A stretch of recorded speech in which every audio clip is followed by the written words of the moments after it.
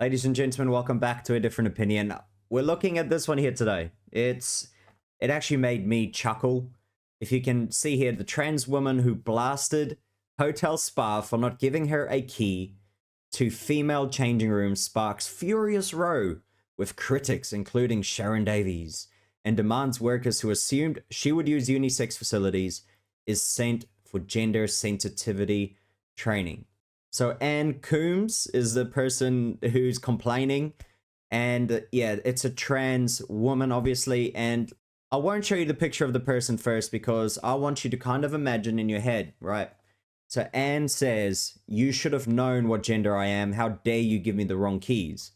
So she's got critics from a few different people. So like Sharon Davies, which is one of them. So she vented on Twitter, of course. You know, these people always have to vent on Twitter, on social media, have to complain, and always try to make a bigger thing about it and get support from random people. Instead of just going up to maybe the management and saying, you know, I'm not happy with this. Instead of being the biggest little complainer online on Twitter, maybe handle it like a normal person. So on Twitter, she said that she was spoiled after finding Anne was unable to get her locker key to work in the female changing room of the 4-star Mercure Hotel in Sheffield.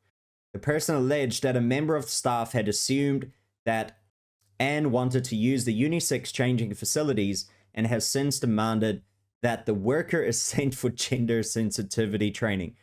So if you get my gender wrong, you need to go to a camp, you need to go get some training, you need to get re-education. Like that sounds very similar to maybe something the Nazis used to do. If you disagree with them, you go to a camp, right? How about in China? If you disagree or if you stand up against the government, you need to go to re-education camps.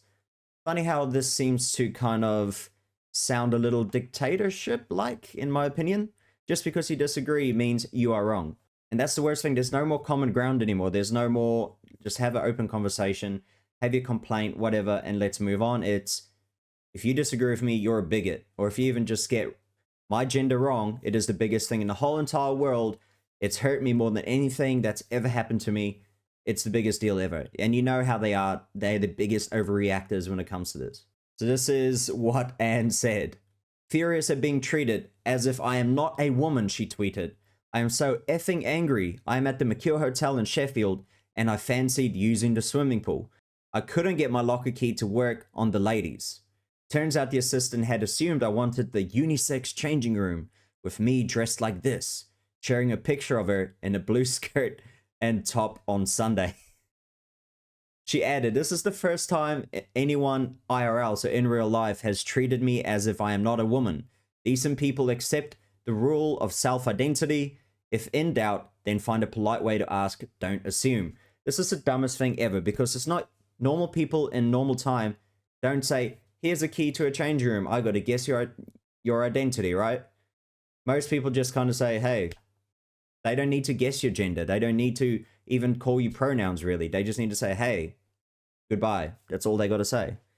See, and then after complaining on Twitter and everything, so only later on, Anne said that she went back down to ask the person in question to be sent to a diversity, equality, and inclusion course. I didn't even know these freaking things existed. Seriously.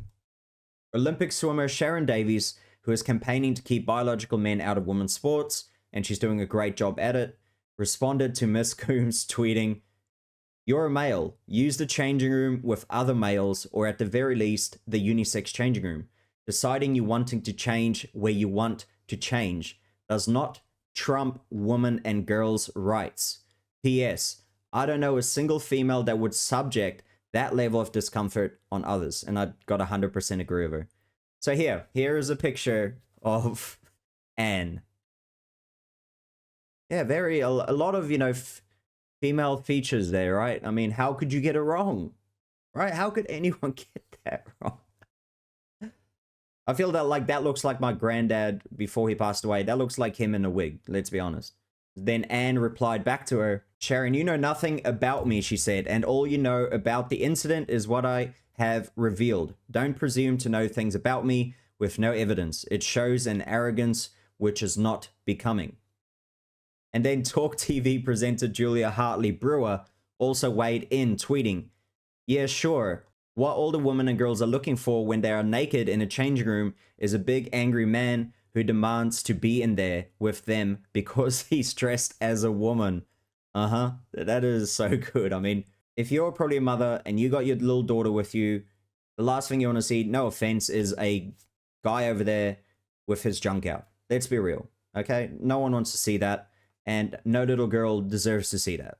And then Anne goes on, keeps saying, oh, the amount of support I got online, blah, blah, blah, because that's the only thing this community has is, oh, you're okay, we feel sorry for you. They're only online, right? And the only other way is when they protest and they're violent. Let's be real. Because I 100% agree.